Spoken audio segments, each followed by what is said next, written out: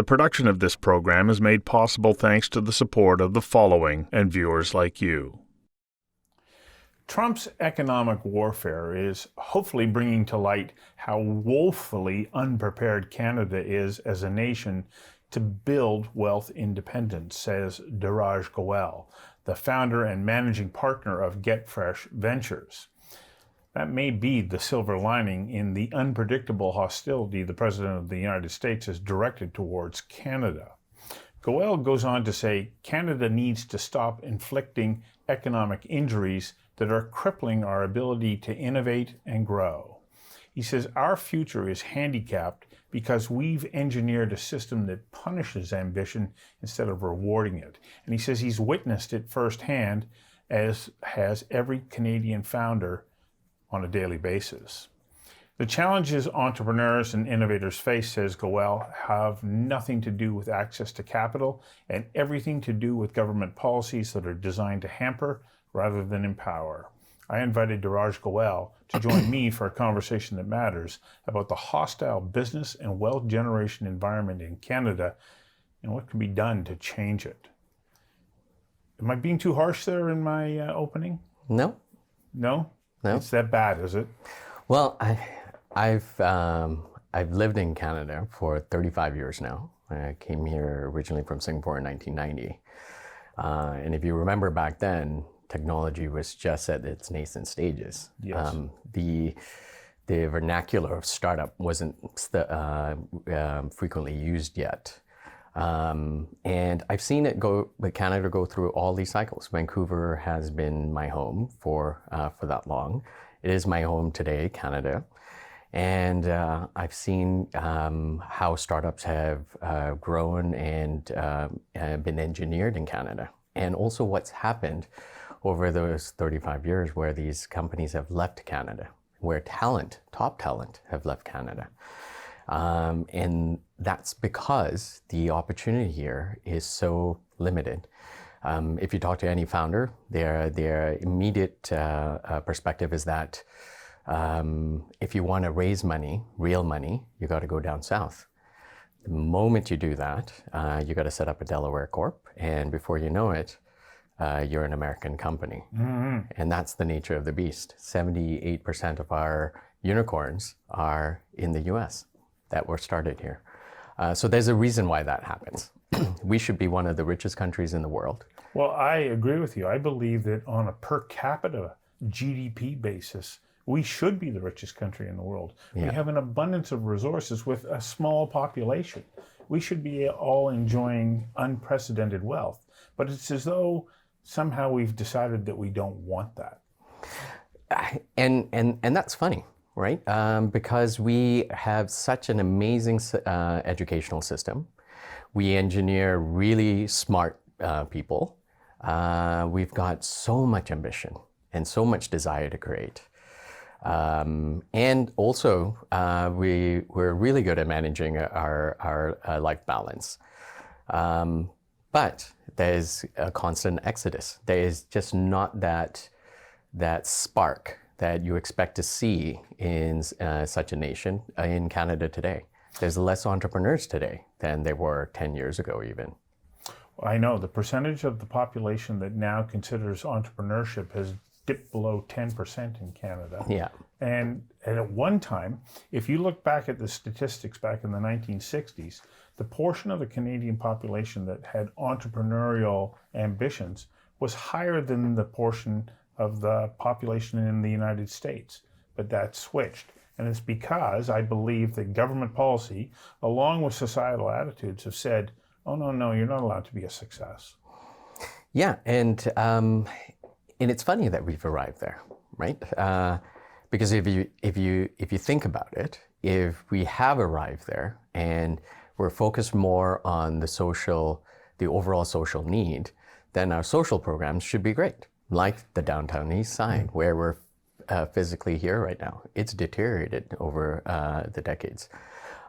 So why is that? We are not prosperous in the way we should be. We are not creating innovation in the way we should be. We're not even living up to the standards of what our social programs should be. So where is all the money going? It's leaving the country, unfortunately, in unprecedented amounts. Do you believe that the President of the United States' actions, though, are a wake-up call for us? Definitely. I think if you're entirely dependent, or not entirely dependent, but you're heavily dependent on in the U.S. I mean, it's been like this for as long as anyone can remember. It's in terms of our collaboration, and that maybe has given us, kind of a bolster, a way for us to not worry about Canada, because we've always got this support and construct underneath us supporting us.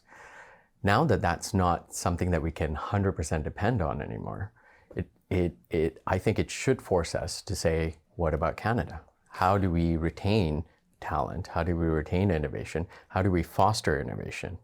And how do we use our money wisely? The production of this program is made possible thanks to the support of the following and viewers like you. How do we do that? I know you have ideas, because right now you take a look at it. Maybe let me just shift back to a couple of years ago when Bill Morneau was still the finance minister at the federal level. And there was this move to say, you know what, we think that entrepreneurs aren't paying their fair share of taxes. We're going to go back and take a look at the way in which they're taxed. Even though the structure had been set up quite thoughtfully back in the 1960s to say, we recognize that you've taken risk. Now they're saying, no, we don't care. We're going to tax you at different rates. And then if you happen to sell, anything that you made, especially if you bootstrapped up your company, we're taking more than half of it. Exactly. More than half of it. More than half of it. And that's where you bootstrap a company to 10 million, you sell it for 20 to 30 million, and after a life's time of work, you're walking with less than half. And the Canadian government has decided that that's not even enough, that it should be taxed at 65%. Correct. And so that in itself kills ambition. Why even bother? You're 40 years old, you've had a corporate career, you have a lot of ideas, all the money you have is in your house and your savings. You got 2 kids, you got a heavy mortgage to pay because of housing prices. Are you going to become an entrepreneur? No. You're much safer just leaving your money in real estate. Most of the unicorns, most of the larger companies that grow from startups were started by folks that are over 35 and 40. So you're not going to see a lot of that innovation happening. There's not a lot of desire. I left my corporate career in 2016. I was looking down the line and seeing a path of my future that I had been working for a couple of decades on. And it was a C-level. I was going to work 70 hours a week, easy. This was before the pandemic. So you're driving into the office or you're going wherever you're going. I knew I wasn't going to be able to see my kids as much. I know a lot of executives who don't. I decided to leave my career, but it was a huge risk for me because now I'm replacing an executive salary from scratch. If I take from my savings, there's no benefit. I can't touch my RSPs. Well, no, without being taxed. They'll be taxed. I can't reach out to my network in a meaningful way that says, hey, you've got some downside protection, because there's no tax benefits like you have in the US. Yeah. On losses in terms of capital investments. And in terms of the technical implications of that is that your first order of business then becomes either raising money, which is a slog on a regular day, but in Canada with our structure, it's even worse. Or you reach out to your friends and family, or you spend your own money, and that immediately creates so many barriers, so many barriers. And even if you succeed, even if you go out and raise, even if you do all of that, you're not going to want to stay in Canada. The investment space is it's wrote with challenges. And you're not going to see the upside that you expect to see unless you're taxed by the US regime. The production of this program is made possible thanks to the support of the following and viewers like you. You take a look at the tax rate in British Columbia, especially for small business. If your net earnings for the year are under $600,000, you're taxed at 2%. Yeah. The moment you go to $600,001, your tax rate jumps by 10%. And so there's absolutely no incentive to go that extra dollar. Yeah. And so we're hampering growth, and that's just one of many examples. It's like, don't you want to work with us to build this up? Because if we do, we're going to generate employment, we're going to pay more taxes, we're going to be better contributors to the communities and the province that we live in. But there doesn't seem to be any appreciation about how these policies affect people and motivate them to strive to be the best we can be. It's taking the risk. It's taking the risk, having the intellect, the experience translate into risk-taking, where failure can be an option, because that's how you actually foster innovation. Right. If you talk to any founder in the tech space, the moment they go to the States, they go to Silicon Valley, there's just so much energy.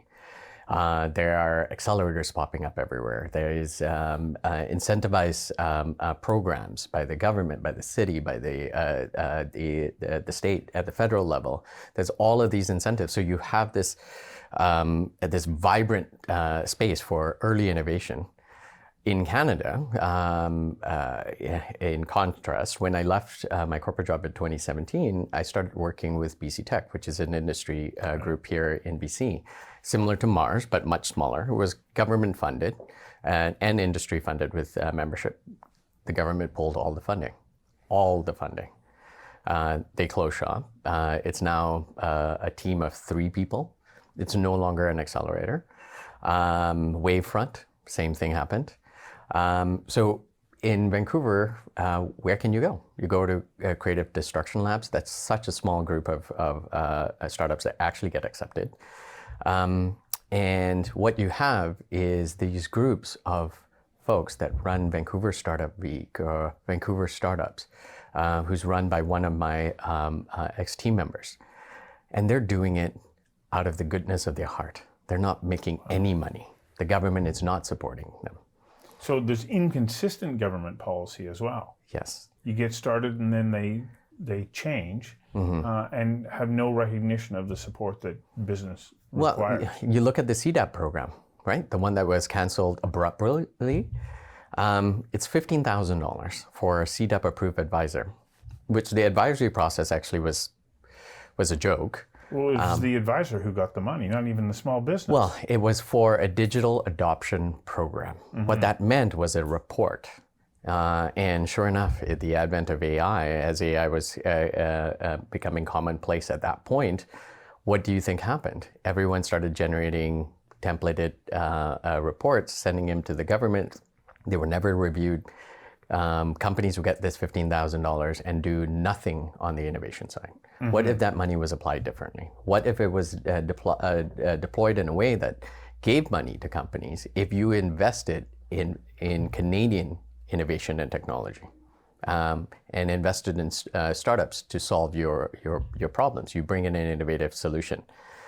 We run programs to support R&D. I've seen companies spend so much money on R&D to get the shred credit and overinvest and Which is a over-engineer. government program. Right. Yeah. And what they have is great technology with no conversion in market. No, because once you leave the lab, there's no support. No support, none of it. If you talk to your IREP rep, what they're going to say to you is, no, we need to see that this is some kind of innovative solution that is unique enough that we can distinctively tell it's unique. But if you're working on go-to-market, then that's not of an interest to us. And yet that's where you want to be. Well, I come from the school after working in tech through all these cycles. The best way to build a company is with revenue. You own the company, you drive its growth, you build a discipline around the economics of the business, and it's going to be focused on monetization. You don't hear the word go to market from the government. You hear R&D. You build great R&D, and then what happens?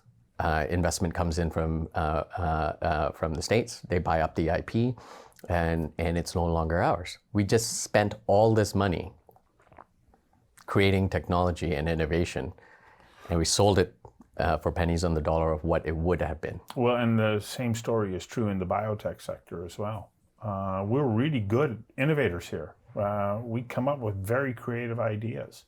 And then to go to market, to your point, they don't get supported here. So they leave. Yes. And when you take a look, what I find interesting is if you take a look at tech and you look at biotech as well, once you develop these products and services, they become export services, which is what you really want as a country. Yeah, you want them to thrive here, but you also want them to be hot properties in other jurisdictions, because then you're bringing more money into the country. You're actually growing the tax base. And that's how you build prosperity. Yes. Everyone talks about the wealth divide, right? Okay, so how do you solve the wealth divide? Do you overly tax the rich? You're not redeploying it. It's being used in ineffective ways. Yeah. But rather, if you supported early innovation and built more millionaires and built more entrepreneurs, that's how you solve the wealth divide. Go ahead. Well, I saw that you put forward the concept, and it's borrowing it from the United States, of the small business stock program. Explain that so that somebody can go, why, and with the sense of, well, why aren't we doing that here? Well, as an entrepreneur, your first 10 million on your exit isn't taxed. You get to build a base of wealth at a minimum of 10 million. You do the math, right? Like, on a safe takeout rate of 10 million of investable assets, that's 300 grand. Someone can live their life in 300 grand. I mean, it's post-tax is not that much, but you've now got a nest egg that you can retire on, and that money can be reinvested.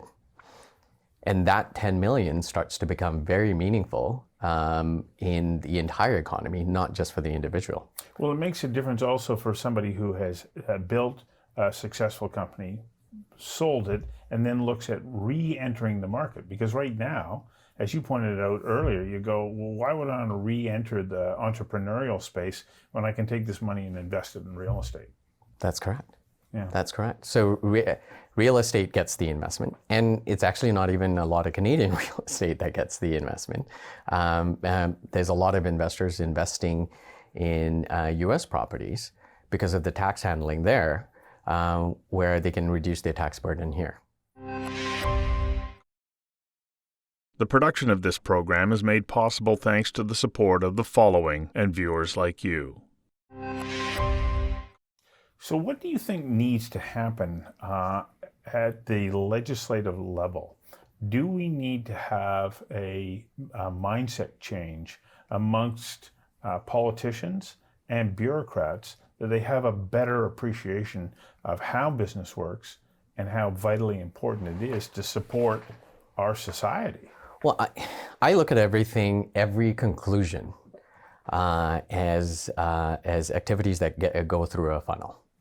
If you want one unicorn, you need 5,000 startups. You just need that many, right? If you want 10 unicorns, you need 50,000 startups. Do the math.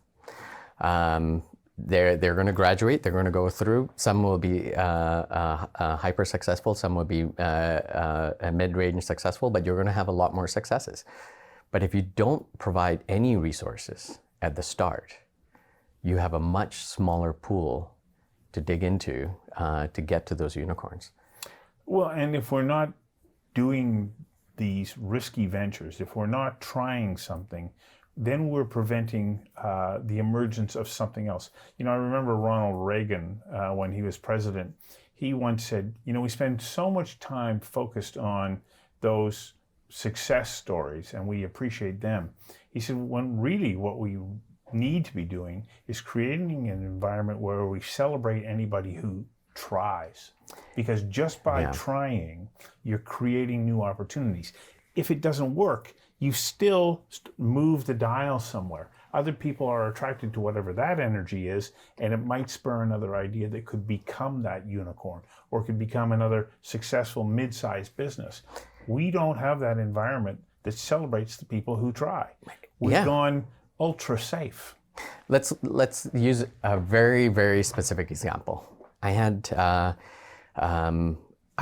because of my presence on LinkedIn, I get a lot of inbound from students, from professionals who are looking for opportunity or are looking for a change. I had a student who's 18 years old schedule a call with me. He did an outreach to a whole bunch of venture capitalists, and he wanted to work in some capacity with my team. And he said, "I'll work for free." My immediate feedback to him was that, well, you can't work for free. There is no construct for me to work for free in that for me to get government funding for to cover your costs it's a slog that it's not even worth my time. Right. And it's not worth a lot of businesses' time. And if you do work, I will get saddled with all of those implications and expectations of an employee and the risk of the employee. So you've got resources that want to do the work, but they're not supported. There's no construct from the government to support the resources doing the work. For early stage companies to do a lot more with a lot less cash and to start to build on those businesses. If you're a founder in your later ages, you have no structure to use the capital you have or your friend's capital to provide some downside protection. We need to do a lot more at the tactical level. There's ambition, there's interest, but there isn't the policies. And when it comes to policies, it's always focused on these later stage companies, the ones that have already got to that level.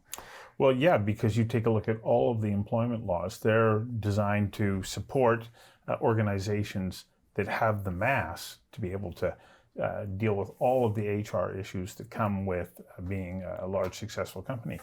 You try and apply those same principles to a small business, the small business can't survive. No, and can't afford it. But there doesn't seem to be an appreciation of that. And you can argue about employer protections and employee protection, sorry. But you also see what's happening in the States, where there are groups of students who can get together and start to build. There are teams that can get instated from a group meetup, and where they start to build some software or some technology. It may work, it may not work, but there's this desire, there's this interest, there's this energy to create, knowing that you know what, the worst case, they'll just take a job and they're not going to lose out significantly. You go to a startup event here, it's pretty much the same people consistently. Yep. And then a bunch of tire kickers, but the ones that are actually in the startup world, it's a struggle. The ones that are not, they can't take the leap. No. Coming back to your point, the regulatory environment here is so stacked against entrepreneurs coming out of the starting gate small and then building up. The risk and the return are so low. And it's such a fascinating topic that we already burned through our 22 minutes of time for this. But thank you very much for coming in and helping to paint the picture and giving us some insights as to where we might need to go. Yeah, there are a lot of solutions to this. There are ways that you can solve it, but it's not my job to figure all of those things out. What I can say is that there's currently a significant lack of interest in generating innovation and supporting innovation from the early days. And that's what has to change. That's what has to change, because then it will change the minds of legislators and politicians. Thank you very much.